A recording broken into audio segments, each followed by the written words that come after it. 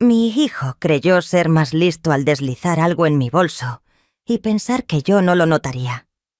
Pero 35 años como agente de policía me entrenaron para detectar cada mentira y cada trampa. Cuando abrí la bolsa, la verdad espantosa que descubrí allí dentro me dejó helada hasta los huesos. No solo por lo que era, sino porque provenía de mi propia sangre. Mi hijo no solo escondía un secreto, estaba tramando mi ruina. Sigan leyendo hasta el final de esta historia. Mi nombre es Isabel Ramírez, tengo 61 años. Siempre imaginé que en esta etapa disfrutaría de una vejez tranquila rodeada de mis hijos y mis nietos, saboreando los frutos de tantos años de lucha y sacrificio. Pero el destino decidió darme otra prueba. Me obligó a enfrentar un reto impensable, una guerra contra mi propia sangre. La claridad dorada de una mañana de octubre se colaba por la ventana estrecha de mi cocina, bañando con suavidad el jardín, al que había dedicado tanto cariño y esfuerzo. Cada rayo de sol parecía un murmullo de calma prometiendo un día en paz. Afuera el aire mantenía aún el frescor del otoño.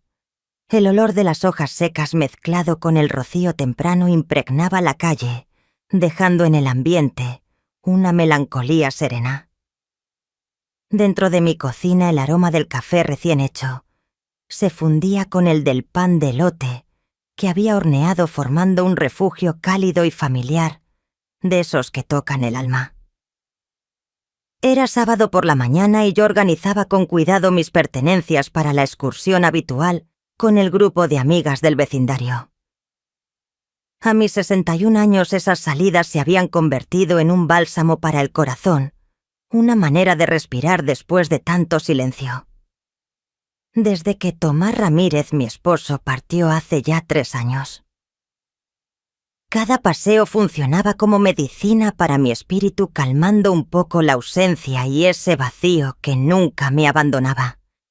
Sobre todo cuando mis ojos se posaban en las sillas vacías de la sala, metía con cuidado la fiambrera mi cantimplora preferida y el libro que tenía a medio leer en aquel bolso de lona ya viejo por los años.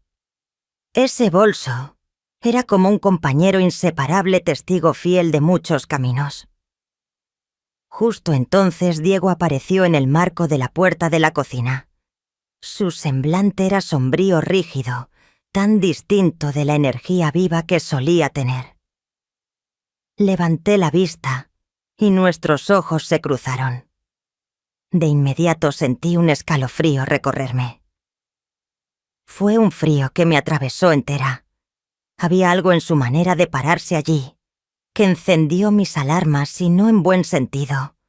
Sus hombros tensos, sus movimientos torpes y demasiado medidos, me recordaban a alguien que disimula calma, mientras por dentro se libra una batalla contra un miedo oscuro. Diego, mi hijo, tenía 27 años.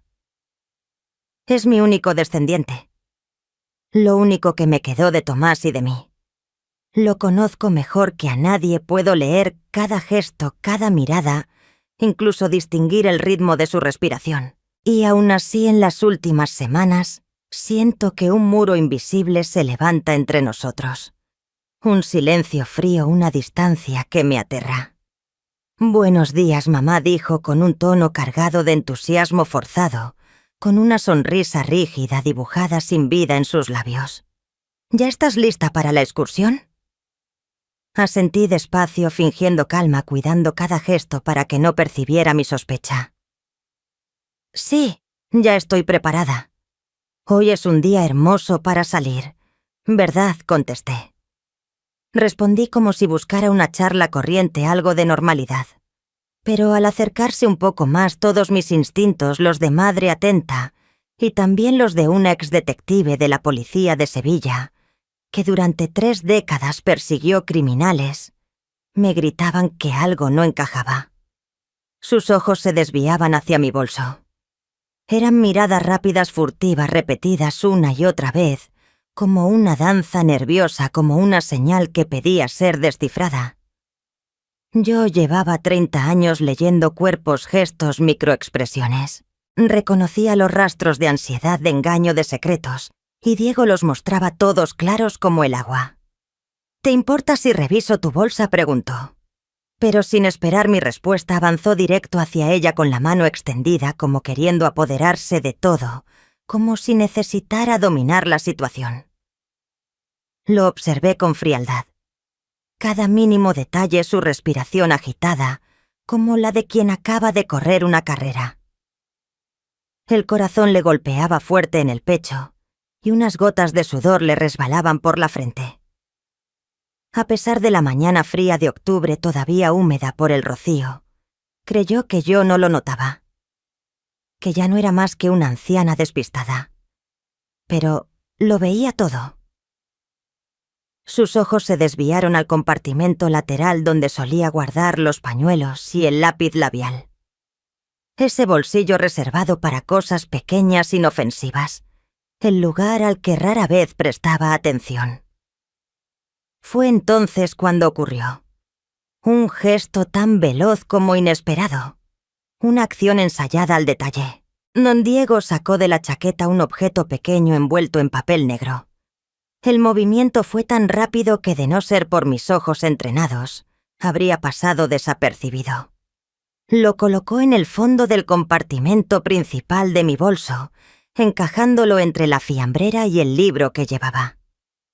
Justo en el sitio al que yo casi nunca acudía en una excursión. El escondite perfecto, según él. Todo ocurrió en menos de 10 segundos, pero para mí fue como ver una escena criminal a cámara lenta, desarrollándose en mi propia cocina lenta, cruel, aterradora. El corazón me golpeaba con una fuerza insoportable. Una sensación helada como un presentimiento oscuro me invadía el pecho, hasta paralizarme impidiéndome casi respirar. Aún así me obligué a mantener la compostura, a mostrar un semblante neutro sin dejar escapar ni un gesto de alarma, como si nada hubiera sucedido, como si mis ojos no hubieran visto lo evidente. Continué acomodando el mantel sobre la mesa con fingida tranquilidad. Don Diego retrocedió un paso y con un ademán nervioso se restregó las manos en los vaqueros. No era para secarse, sino un gesto torpe para borrar huellas. Una acción precipitada que olía a la culpa. «Bueno, mamá, vete», ya dijo con un tono que buscaba sonar más ligero, como si al fin se hubiera liberado de un peso, y se dirigió rápido hacia la puerta. «Que lo pases bien. Acuérdate de hacer muchas fotos bonitas». Lo observé perderse dentro de la casa. Su figura se fue desvaneciendo en el pasillo hasta desaparecer. Escuché el eco de sus pasos en la escalera y luego la puerta de su cuarto se cerró despacio, aunque a mí me sonó como un portazo seco, como un desenlace. El salón quedó sumido en un silencio absoluto, roto, apenas por el canto lejano de los pájaros, y mi respiración entrecortada acompañada del golpeteo incesante de mi corazón.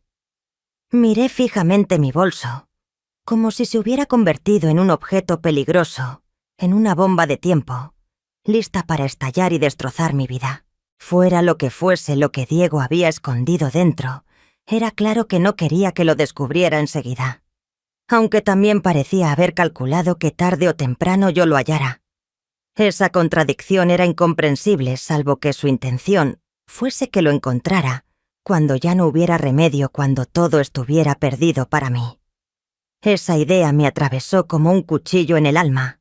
Mi propio hijo. El hijo al que había dado la vida, al que había protegido y amado desde siempre.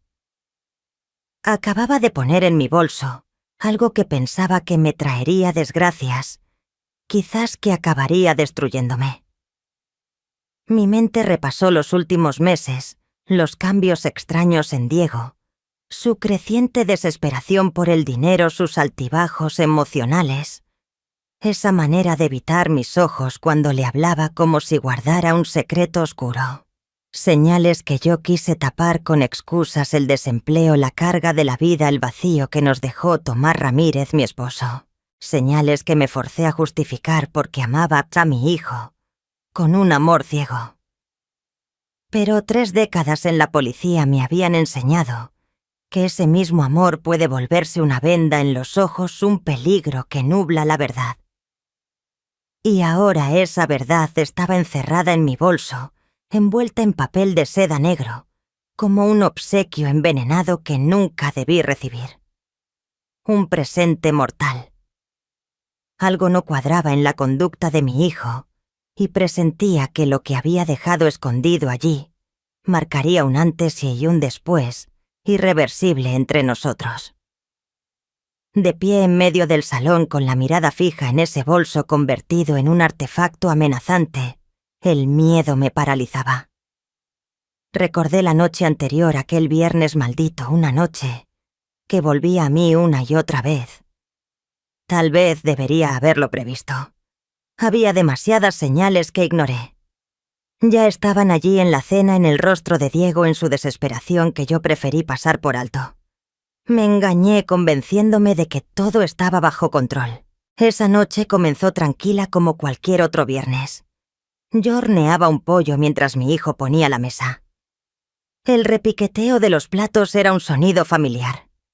El aire de octubre traía consigo el olor de las hojas marchitas, la humedad de la tierra y la hierba seca impregnando el ambiente de una nostalgia suave. Por un momento sentí que volvía a los viejos tiempos cuando Tomás Ramírez aún vivía.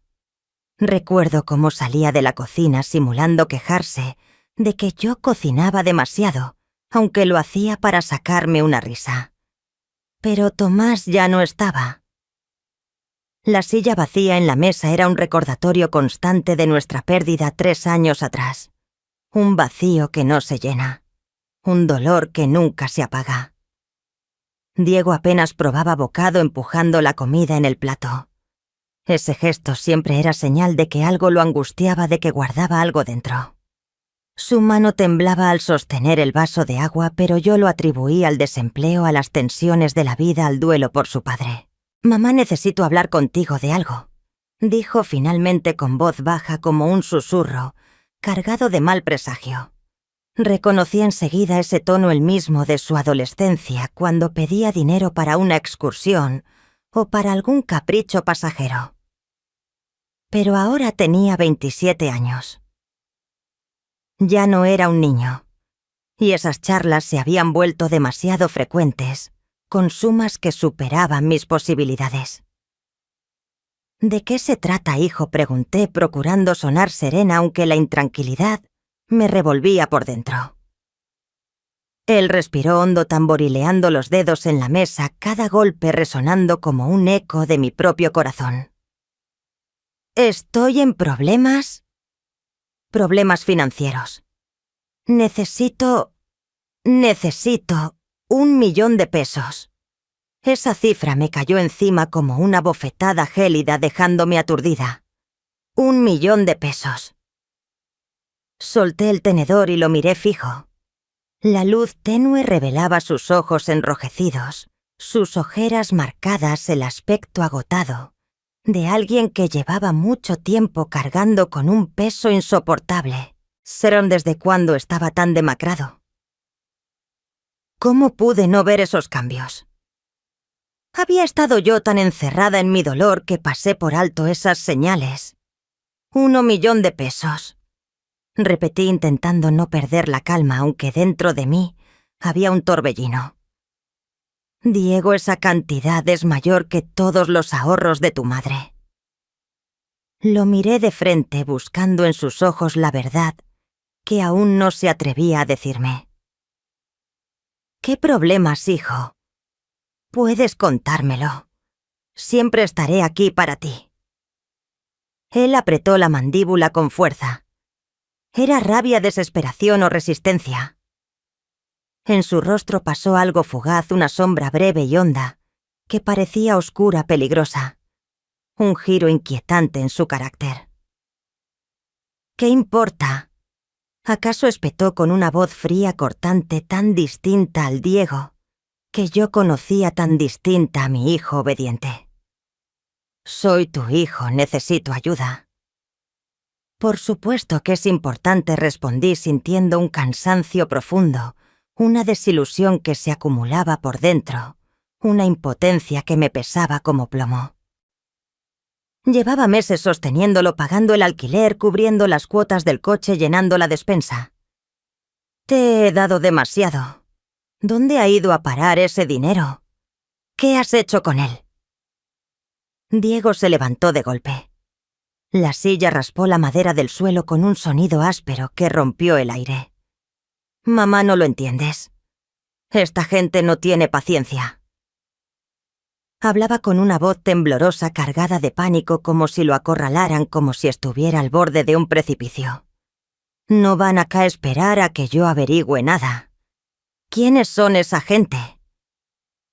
Diego, pregunté, intentando detenerlo, descubrir la verdad. Pero él ya subía las escaleras sin responderme, sin mirarme. Olvídalo, ya buscaré otra salida. Su voz llegó desde el pasillo con un tono insolente e indiferente. Lo llamé con el último aliento que me quedaba, con la voz cargada de angustia y súplica, como un ruego final. Pero lo único que recibí como respuesta fue el portazo de su habitación, un golpe seco que retumbó en la casa vacía como un sello final. Me quedé sola sentada a la mesa entre platos, a medio comer, con la certeza helada de que mi hijo estaba metido en algo mucho peor que el desempleo, en un lodazal del que se hundía cada vez más. El resto de la noche transcurrió en un silencio espeso insoportable. Cada minuto pesaba. Lavé los platos, encendí la televisión con las noticias. Traté de aferrarme a las rutinas para no pensar, para llenar el vacío que me carcomía. Mientras Diego seguía encerrado en su cuarto, escuchaba sus pasos pesados, su andar inquieto y los susurros urgentes de su voz al teléfono, suplicante, desesperada, como si rogara a alguien. Ahora, de pie en mi salón 12 horas después, aquellas llamadas en voz baja adquirían un significado siniestro. Una verdad espantosa comenzaba a mostrarse. Diego no había estado pidiendo ayuda legítima. Me estaba poniendo a prueba, midiendo si yo le daría el dinero que pedía, y al negarme pasó al plan B. Un plan cruel, calculado. Un plan que me acorralaba sin salida. Lo que estaba envuelto en aquel papel de seda negro guardado en mi bolso era el seguro de Diego. Su manera de lograr lo que quería, sin importar el precio que yo tuviera que pagar, sin importarle si arruinaba mi vida para siempre. Pensé en Tomás Ramírez, en lo que habría dicho si pudiera estar con nosotros ahora, si aún viviera. Siempre fue el mediador de la familia, el que buscaba equilibrio y acuerdos, mientras yo veía las cosas en blanco y negro, lo correcto y lo incorrecto. Pero incluso Tomás habría tenido problemas para enfrentarse a esto, para aceptar esta traición, esta verdad tan amarga. Mi hijo estaba planeando algo capaz de destruirme, un plan despiadado, que jamás habría sospechado. Y yo era la única que podía detenerlo, la única que podía salvarme. Ahora entendía por qué estaba tan inquieto cerca de mi bolso, por qué no dejaba de mirarlo de reojo. La trampa estaba tendida y yo era la presa, el objetivo marcado. No podía posponerlo más. Aquello que Diego había escondido en mi bolsa me quemaba por dentro como ácido. Necesitaba saber a qué me enfrentaba. Necesitaba mirar de frente. La verdad. Mis manos temblaban mientras me acercaba al bolso. Cada paso pesaba como caminar sobre brasas ardientes.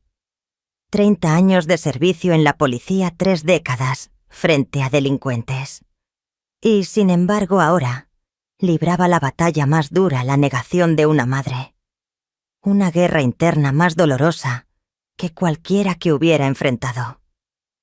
La cremallera metálica de aquel bolso tan familiar se abrió con un sonido que antes me resultaba entrañable, símbolo de calma, refugio, que me había acompañado en mis momentos más duros.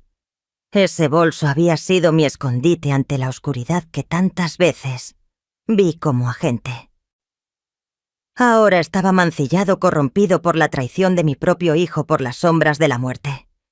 Levanté la solapa con lentitud, con cautela, y apareció el compartimento principal. Allí, colocado con cuidado entre la fiambrera y mi libro favorito, descansaba el papel de seda negro que Diego había depositado. El corazón me latía con tanta fuerza que parecía querer escapar del pecho mientras lo abría con los dedos trémulos dominados por el miedo. El papel fino cayó y apareció una bolsa de plástico transparente con un polvo blanco en su interior. Ni siquiera necesitaba una prueba química para saber lo que tenía delante. Había visto suficiente fentanilo en la sala de evidencias del cuerpo durante todos estos años como para reconocerlo sin margen de error. La bolsa pesaba unas 2 onzas, una cantidad considerable en el mercado, capaz de alcanzar 15, quizá $400,000. Una cifra enorme, suficiente para condenarme a prisión, más que suficiente para constituir un delito de distribución, según la ley federal, más que suficiente para destruir los restos de mi vida, empujarme al presidio, hundirme en el abismo. ¿Qué problemas, hijo? Puedes contármelo. Siempre estaré aquí para ti. Él apretó la mandíbula. ¿Era rabia, desesperación o pura resistencia? En su rostro pasó una sombra breve, algo hondo que olía a peli y a peligro. Un giro inquietante en su temperamento. ¿Qué importa? ¿Acaso espetó con una voz cortante y fría tan distinta al Diego, que yo conocía tan distinta al muchacho obediente que crié? Soy tu hijo, necesito ayuda. Por supuesto que es importante, dije sintiendo que el cansancio y la desilusión se acumulaban en mi pecho, como una losa. Llevaba meses sosteniéndolo, el alquiler, las cuotas del coche, llenar la despensa. Te he dado demasiado. ¿Dónde se fue ese dinero? ¿En qué lo gastaste? Diego se levantó de un salto. La silla raspó la madera con un chirrido que cortó el aire. Mamá, no lo entiendes. Esta gente no tiene paciencia. Hablaba con voz temblorosa, prendida del pánico, como si alguien lo persiguiera sin tregua, como si estuviera en peligro inminente. No van a esperar a que yo averigüe nada. ¿Quiénes son esa gente? Diego, pregunté, tratando de retenerlo, de arrancarle la verdad. Pero él ya subía las escaleras sin responder, sin mirarme. Olvídalo, ya buscaré otra salida. Su respuesta llegó desde el pasillo con un tono desafiante, desentendido. Lo llamé con todo el aliento que me quedaba, con la voz cargada de angustia y súplica como un ruego final. Lo único que obtuve fue el portazo de su habitación. Un golpe seco que resonó en la casa como el cierre definitivo de algo importante. Me quedé sola, sentada entre platos a medio comer, con la certeza creciente de que mi hijo estaba hasta el cuello en algo mucho más grave que el desempleo, en un lodazal del que ya no parecía poder salir. La noche siguió pesada, llena de un silencio insoportable. Cada minuto pesaba como una losa. Lavé los platos, puse las noticias en la tele. Me aferré a las rutinas para no hundirme en pensamientos oscuros, para rellenar el vacío con algo de normalidad. Mientras tanto, Diego seguía encerrado y yo oía sus pasos inquietos y susurros urgentes al teléfono, una voz suplicante, desesperada, como quien ruega por una salvación que no llega. 12 horas después, de pie en el salón, aquellas llamadas cobraron un matiz siniestro. Una verdad espantosa empezaba a asomar. Diego no había buscado ayuda legítima, me estaba poniendo a prueba, tanteando si yo le daría el dinero, y al negarme había pasado al plan B. Un plan frío, calculado. Un plan que me dejaba acorralada. Lo que yacía envuelto en ese papel de seda negro dentro de mi bolso era la garantía de Diego. Su recurso para conseguir lo que quería sin importar el precio que yo pagase, aunque fuera a arruinar mi vida. Pensé en Tomás Ramírez, en lo que habría dicho si todavía viviera. Él siempre fue el mediador de la familia, el que buscaba equilibrio, donde yo veía blanco y negro.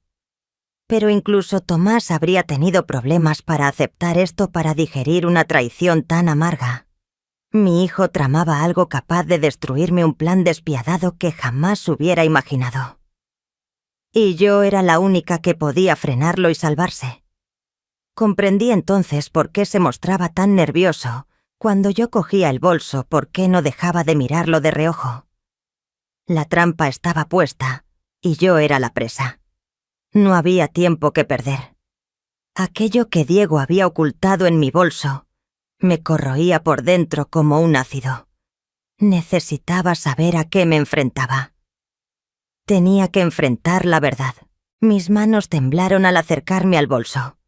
Cada paso se me antojó como caminar sobre brasas. 30 años en la policía me habían enseñado a mirar, sin que la emoción nublase la razón, pero ahora la negación de una madre era la batalla más dura. El cierre metálico de mi bolso, ese sonido que hasta hacía poco me reconfortaba, se abrió con un chasquido que me retumbó en el pecho. Ese bolso había sido mi refugio en noches oscuras durante mi carrera. Hoy estaba manchado por la traición de mi propio hijo, corrupto por las sombras que traía la muerte. Levanté la solapa con lentitud y apareció el compartimento principal. Allí, colocado entre la fiambrera y el libro que llevaba, reposaba el papel de seda negro que Diego había dejado.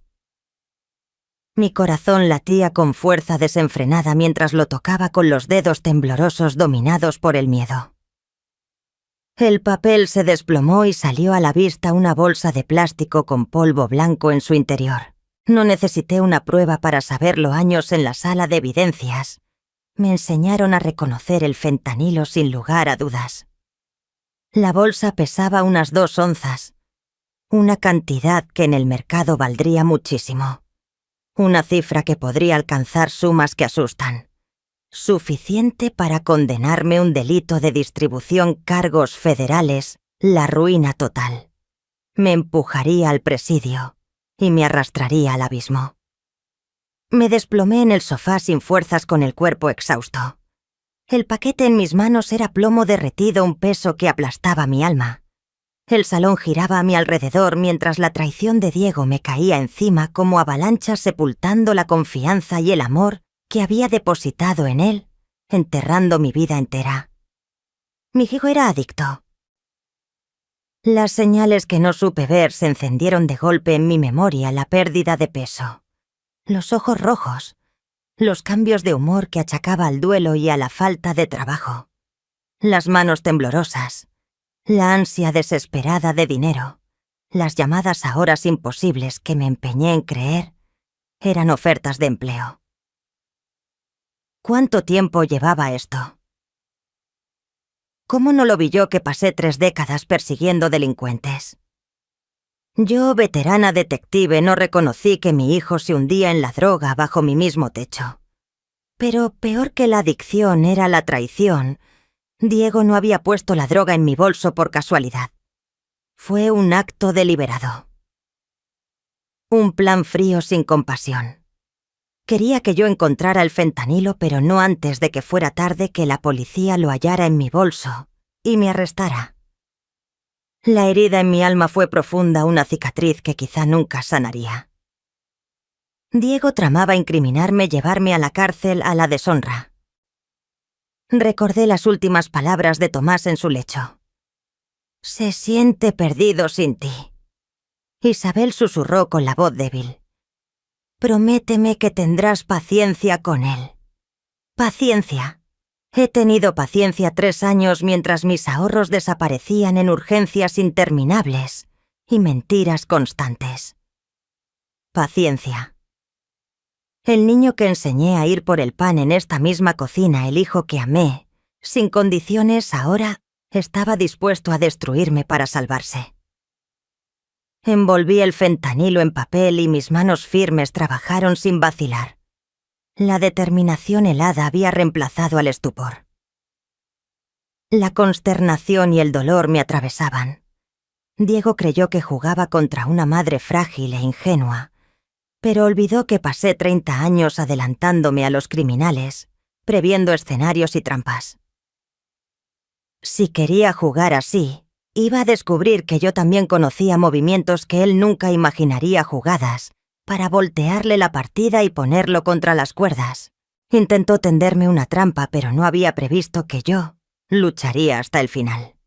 La pastilla y la bolsa quedaron sobre la mesa de café como evidencias de un caso que nunca quise investigar mi propio hijo el traidor.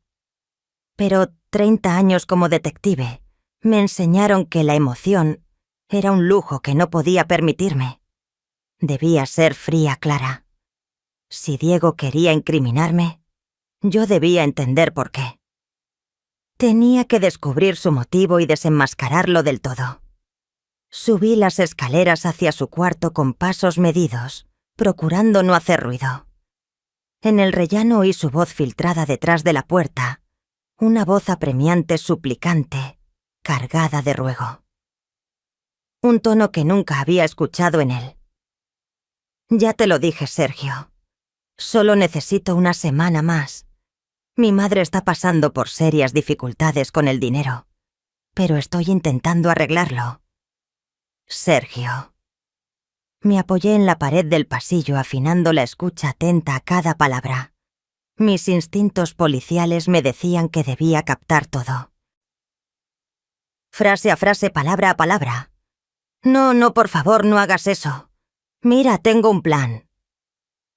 La voz de Diego sonaba tensa y asustada, como quien está obligado por amenazas. Para mañana por la noche, tendré todo lo que necesitas. 50.000, tal y como lo acordamos. 50.000, exactamente la suma que me había pedido en la cena. El frío me recorrió cuando empecé a encajar las piezas sueltas. La conversación siguió con su desesperación creciendo. ¿No lo entiendes, Sergio? Si me pasa algo, nunca recuperarás tu dinero. Dame hasta el domingo. Oí un ruido dentro de la habitación y luego otra llamada. Hola, Lucía, soy Diego. Sí sé que la hipoteca está vencida, pero mañana recibiré el dinero. Hizo una pausa y añadió con voz más calmada. No tendrá que iniciar el proceso de embargo. Mis piernas casi me fallaron. Un vértigo me invadió junto con un miedo sin nombre. La hipoteca estaba embargada. Diego había puesto mi casa como garantía sin que yo lo supiera, sin mi consentimiento. Aquello rebasaba todos los límites. Era insoportable. 20 minutos después salió de su cuarto vestido con el traje de la supuesta entrevista fingiendo calma. Pero yo había escuchado el temblor de pánico en su voz durante las llamadas. Voy a la entrevista de trabajo, mamá gritó deseándome suerte. Esperé hasta oír cómo el motor de su coche se alejaba por el camino perdiéndose en la distancia. Entonces comencé a moverme. 30 años en la policía me habían enseñado a investigar, y mi hijo no volvería a engañarme. No permitiría más mentiras. Lo desenmascararía todo. El cuarto de Diego era un mapa de su caída. Documentos dispersos sobre la mesa, cajones mal cerrados, papeles bajo la cama, extractos bancarios que revelaban retiros en efectivo por sumas enormes durante los últimos 6 meses. Cantidades que habían desaparecido sin explicación. Los estados de cuenta de la tarjeta mostraban $500,000 gastados, la mayoría en efectivo, dentro del casino Las Estrellas. Un lugar infame donde muchos lo apostaban todo y lo perdían. Pero lo que me heló la sangre fue el contrato de préstamo. Doña Salgado, una prestamista, le había entregado a Diego $1,500,000 utilizando mi casa como aval. Mi firma falsificada con tal precisión que resultaba escalofriante. Todo lo que había construido podía desmoronarse. Entre los cajones encontré recibos de apuestas, boletos que mostraban pérdidas semana tras semana. Cada uno era una ventana a su hundimiento. También papeles con números telefónicos entre ellos, uno con el nombre de Sergio marcado como emergencia. Ese nombre me perseguía. La historia completa se revelaba con nitidez. Diego se había arruinado con las apuestas y cuando la deuda lo desbordó, hipotecó la casa falsificando mi firma. Al agotarse sus recursos recurrió a Sergio para conseguir drogas, quizás con la esperanza de venderlas y pagar lo que debía. Un acto desesperado. Ahora ambos acreedores presionaban sin compasión. Sergio exigía 1 millón de pesos antes del domingo, o las consecuencias serían aún más graves que la quiebra. Lucía, la prestamista, estaba a punto de ejecutar la hipoteca si no veía su dinero en unos días. Yo lo perdería todo, la casa, mi vida. Y en medio de esa tormenta, Diego eligió sacrificarme a mí para salvarse. Un acto inhumano. Su montaje no era solo para obtener dinero, sino para eliminar a la única persona capaz de descubrir la verdad, su propia madre. Me quedé helada rodeada de pruebas de su traición, sintiendo un frío que me subía desde el pecho hasta entumecerme el cuerpo. La casa que levanté en 30 años ya no era mía, firmada en papeles falsos manchados por la desesperación de mi hijo. Sentada allí entre evidencias que gritaban traición, comprendí que ya no se trataba de rescatar a un hijo descarriado. Era cuestión de sobrevivir. Tomé el teléfono, fotografié los contratos y los recibos de apuestas, y luego los devolví con el mismo cuidado con que levantaría indicios en una escena del crimen. Si esto llegaba a tribunales, necesitaría pruebas claras de que Diego había falsificado mi firma. Pero antes debía enfrentar el peligro inmediato. La bolsa de fentanilo en mi bolso era como un arma cargada contra mi futuro. Y no iba a dejar que mi hijo jalara el gatillo. No permitiría que destruyera mi vida. Regresé al salón con pasos firmes, sin miedo, solo con determinación. 30 años en la policía me habían enseñado que la mejor defensa es atacar. Diego pensaba que jugaba al ajedrez contra una anciana ignorante, pero pronto descubriría que su madre conocía jugadas que él ni sospechaba. Movimientos capaces de darle la vuelta a la partida y dejarlo contra las cuerdas. El paquete de fentanilo seguía donde lo había dejado, envuelto en papel negro. Lo tomé sintiendo su peso mortal en mi palma. 2 onzas de polvo blanco podían ser mi condena o mi salvación según cómo decidiera mover la pieza. A través de la ventana vi el viejo Honda Civic de Diego en la entrada. Ese coche que le ayudé a comprar cuando se graduó. En aquel entonces creía que tendría un futuro brillante, una vida digna. La vida que yo siempre soñé para mi hijo. Escuché cómo se abría la puerta principal y su voz resonó. «Mamá, mi coche vuelve a hacer un ruido raro. Para estar seguro iré en Uber a la entrevista. No quiero arriesgarme a quedarme tirado». Perfecto, pensé con frialdad, mientras una sonrisa amarga se dibujaba en mis labios. Otra mentira más que sumaba a su colección. Otra farsa que él creía capaz de sostener. Pero esta vez jugaba a mi favor. «Bien pensado, hijo», le respondí en voz alta. «Más vale prevenir que lamentar». Esperé a escuchar la llegada del Uber y los pasos de Diego alejándose por el sendero que daba a la calle.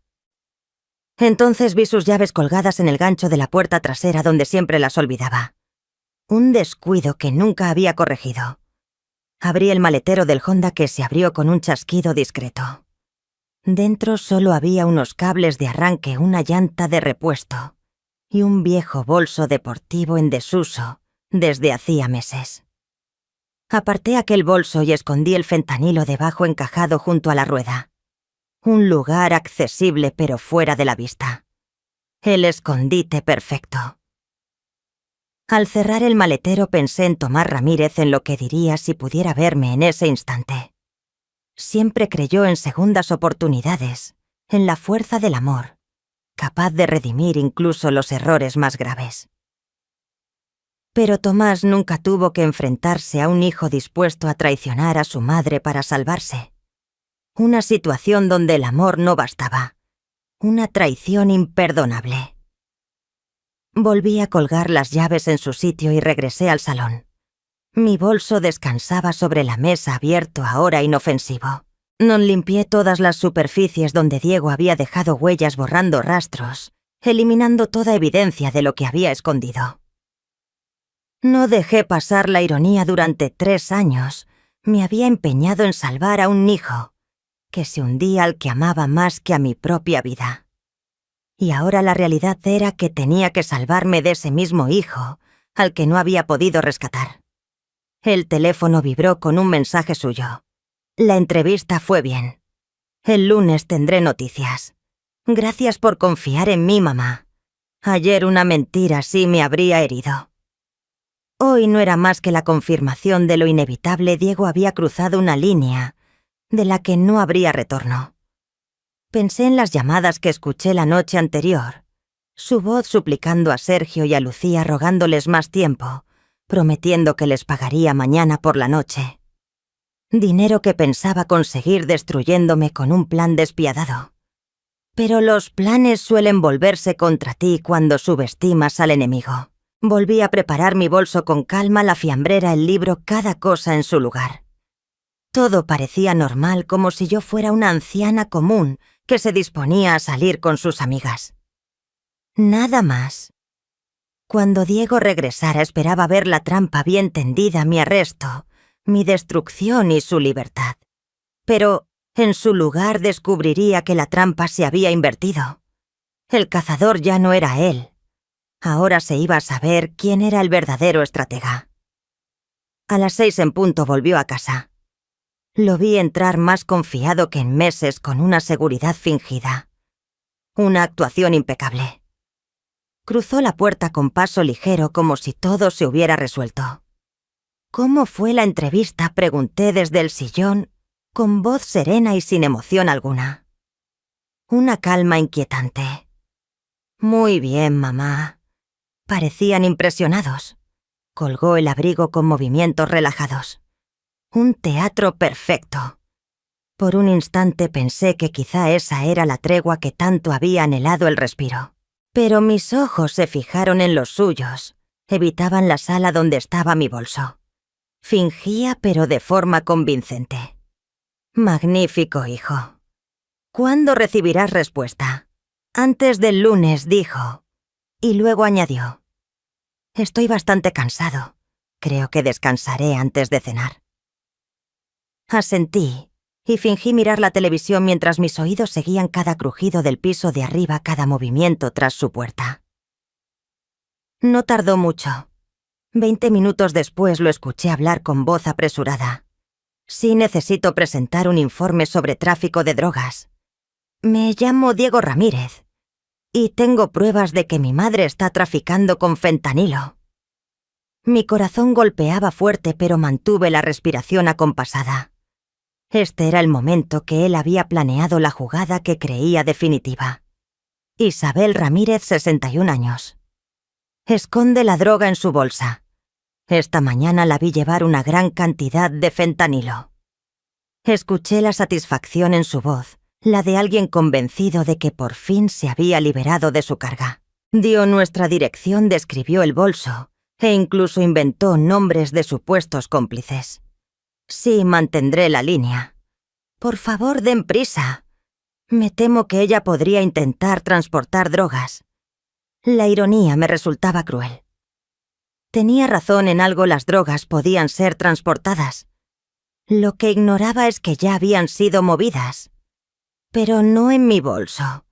Lo oí colgar y enseguida marcar otro número. Sergio, soy Diego. Sí, todo está hecho. La policía va de camino para arrestar a mi madre. Mañana tendrás el dinero. Después marcó otra vez. Lucía, todo marcha según lo planeado. Una vez que la arresten tendré acceso a todo. Tu préstamo quedará saldado. Yo seguía sentada en la sala escuchando cómo mi hijo mordía cada palabra de un plan brutal para destruirme. Un plan helado e inhumano, sin un atisbo de cariño. Parte de mí se sorprendía por la precisión de su estrategia, por lo minucioso de cada detalle. La otra parte se revolvía de asco ante la frialdad de mi propio hijo. 15 minutos después, el primer coche patrulla se detuvo frente a mi casa. Sus luces rojas y azules parpadeaban en la entrada anunciando un hecho grave. Tras él llegaron 2 patrullas más y un vehículo sin distintivos. Por la ventana reconocí a la inspectora Sara Rodríguez, antigua colega mía, en la Agencia de Investigación Criminal. Una mujer sagaz con fama de incorruptible venida esa mañana desde la Ciudad de México. Diego bajó las escaleras fingiendo preocupación, interpretando su papel con maestría. «Mamá, hay patrullas afuera». «¿Qué está pasando?» Su actuación era tan creíble que de no haber escuchado sus llamadas, quizá yo misma habría caído en el engaño. El timbre sonó con un estruendo solemne. Había llegado el momento. Diego avanzó hacia la puerta, pero me adelanté. «Déjame a mí, hijo». En el espejo del pasillo vi su reflejo por un instante. Creyendo que nadie lo observaba, dejó caer la máscara. El rostro que emergió era frío, calculador, sin un ápice de remordimiento. Los agentes estaban a punto de entrar, y él ignoraba que su plan perfecto estaba a punto de venirse abajo. Abrí la puerta allí. Estaba Sara Rodríguez, acompañada de 2 agentes de la DEA, con chalecos tácticos y miradas duras. Detrás más policías cercaban la propiedad, cerrando cualquier salida. «Hola, Isabel», dijo Sara. Su voz sonaba profesional, aunque impregnada de compasión. «Necesitamos hablar». «Por supuesto, Sara», respondí fingiendo serenidad sin dejar que mi voz temblara. Estaba lista para esto. Diego, con falsa inquietud, intervino: «Inspectora Rodríguez, ¿qué significa todo esto?» «¿Mi madre está en problemas?» Los ojos de Sara iban de uno a otro, midiendo la escena con la experiencia de 20 años. Una mirada aguda imposible de engañar. «Hemos recibido un informe de tráfico de drogas en este domicilio». Se detuvo, clavando la vista en Diego con atención. «Tenemos una orden para registrar la vivienda». «Tráfico de drogas», repitió él con fingida sorpresa. Su mentira era descarada. «Imposible. Mi madre nunca haría algo así». «No pasa nada, hijo», respondí en calma con una mirada cargada de advertencia. «Deja que hagan su trabajo». El jefe de la DEA, un hombre de gesto severo, dio un paso adelante. «Señora Ramírez, tenemos información de que usted guarda fentanilo en su bolso». Los ojos de Diego brillaron, convencido de que todo marchaba como había planeado. «Está en la sala. Puedo mostrarles exactamente dónde está». Caminamos hacia la sala con él al frente, seguro de sí mismo como un guía. El delator. Estaba convencido de su victoria. «Ahí está», señaló apuntando a mi bolso. Esta mañana mi madre lo manipulaba. Se veía nerviosa. El agente de la DEA se acercó con cautela, tomó fotografías y abrió la cremallera siguiendo el protocolo. Diego contenía la respiración esperando el instante de mi caída.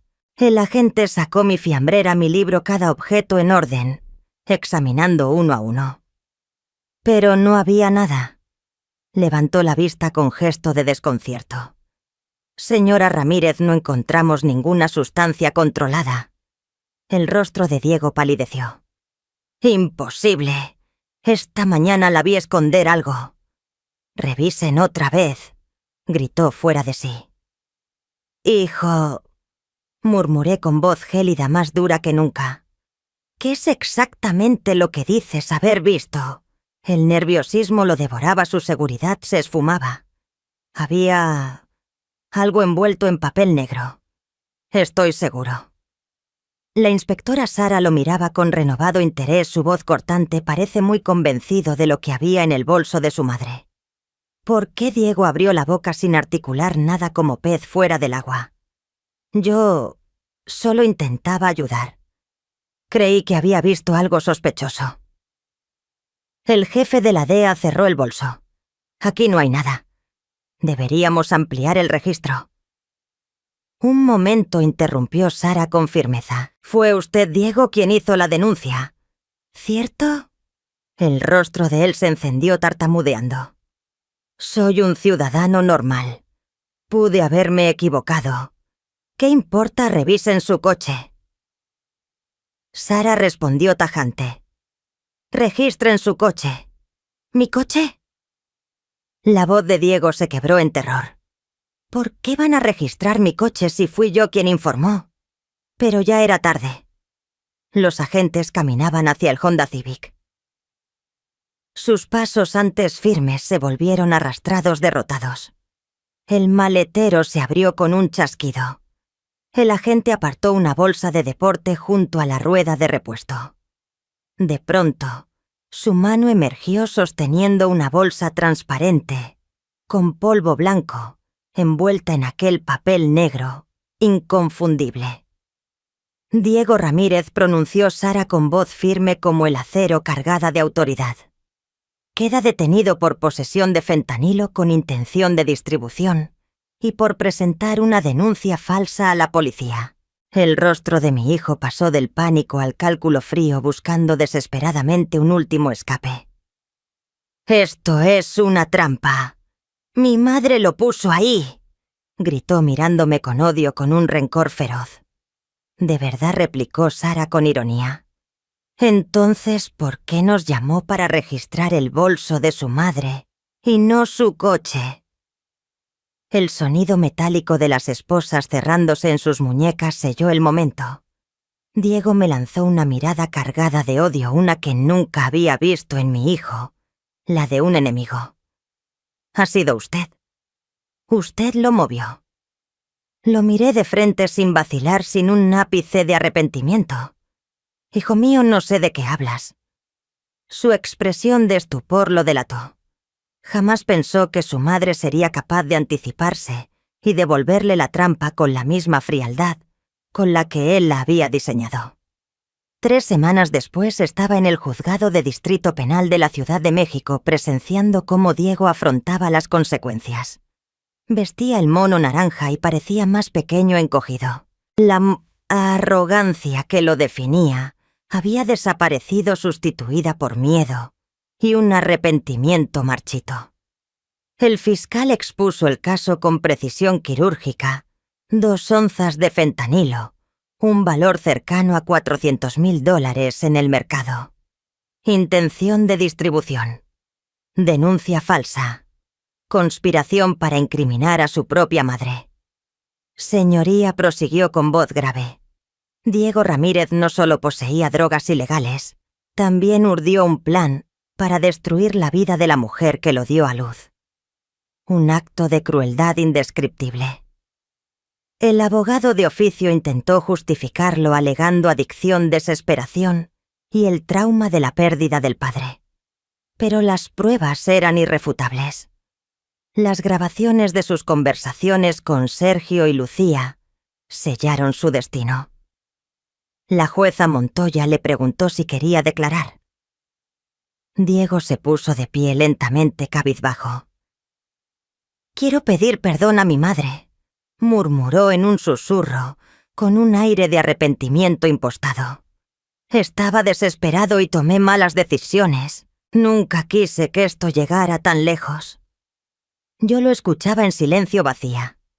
Sus palabras eran huecas, dirigidas a la jueza, no a mí. Un arrepentimiento tardío, sin valor.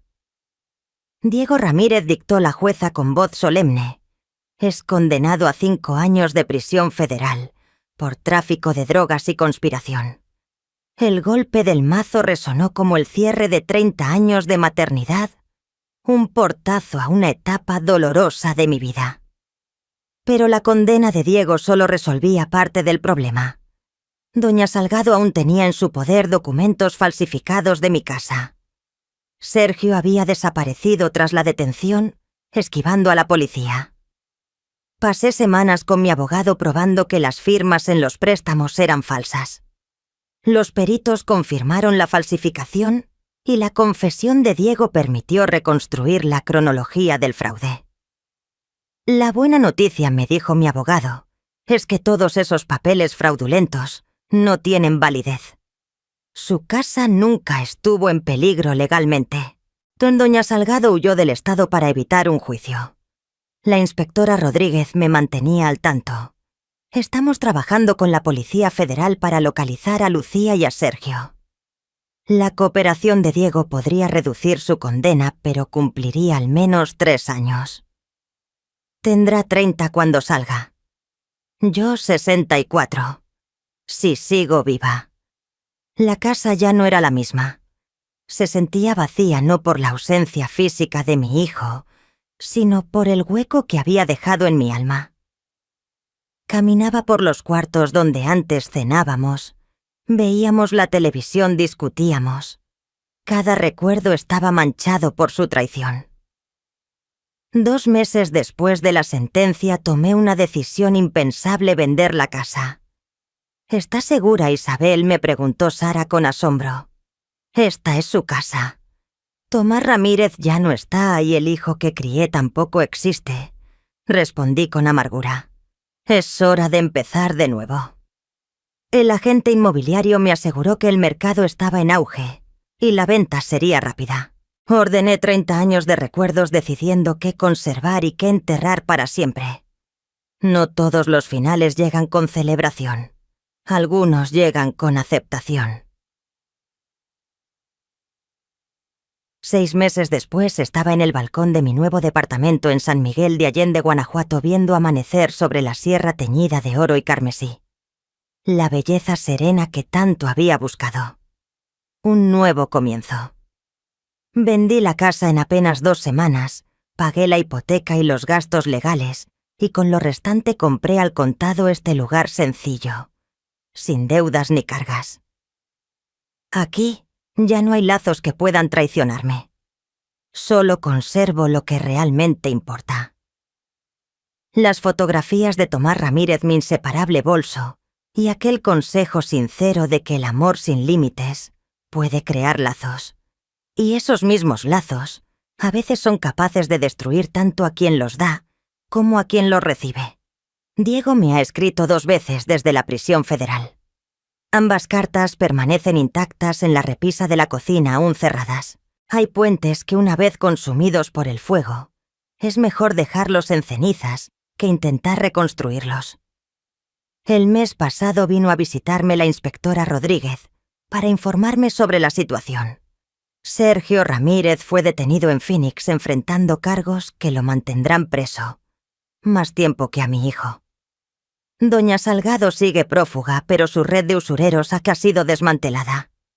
¿Alguna vez te arrepientes de cómo terminó todo?, me preguntó Sara mientras compartíamos un café en la sala de mi nuevo hogar.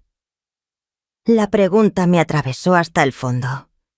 Me arrepiento de que tuviera que acabar así, respondí con voz cargada de reflexión. Pero no me arrepiento de haberme protegido de alguien capaz de destruirme sin pestañear. La verdad es más simple que el perdón o el arrepentimiento. Crié a un hijo que se transformó en un extraño. Amé a alguien que solo vio en ese amor una debilidad para aprovechar. Y cuando llegó el momento de elegir entre su supervivencia y la mía, Diego eligió salvarse él. Yo simplemente tomé la misma decisión, elegirme a mí. Mi bolso descansa en la esquina de la habitación, limpio, ordenado, listo para las excursiones de fin de semana, a sitios donde el aire es puro y la compañía es sincera. Una alegría sencilla, de esas que había olvidado hace mucho. A veces son precisamente los más cercanos quienes se convierten en el mayor riesgo para nuestra paz. A veces protegerse significa aceptar que la familia también puede ser el enemigo. A veces la lección más dura de la vida es aprender a alejarse de quienes más amamos. Yo tardé 61 años en entenderlo. Diego dedicará lo que le reste de vida a aprenderlo tras los barrotes. En mi andar comprendí que el amor verdadero requiere sabiduría, no un sacrificio ciego. Tolerar el daño no es compasión, es complicidad. Dios creó a la familia para nutrirnos, no para encubrir nuestra destrucción. Cuando la traición nace dentro del hogar, enfrentamos la prueba más dura de fe, elegir el llamado de Dios por encima de los lazos de sangre. Historias de traición como la mía y la de Diego muestran cómo la adicción y la desesperación convierten a los seres queridos en desconocidos. Pero Dios no nos abandona en esos valles oscuros. Nos da claridad para reconocer cuándo el amor se convierte en manipulación, cuando la lealtad familiar se transforma en autodestrucción.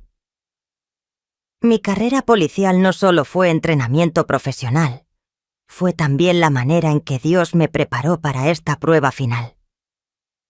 Las lecciones más profundas nos recuerdan que el Señor nos llama a cuidar nuestra alma, y a veces la mayor misericordia es permitirnos alejarnos de quienes buscan arrastrarnos a su propia oscuridad. Antes de cerrar esta etapa, quiero lanzarte una pregunta. ¿Qué harías tú si estuvieras en mi lugar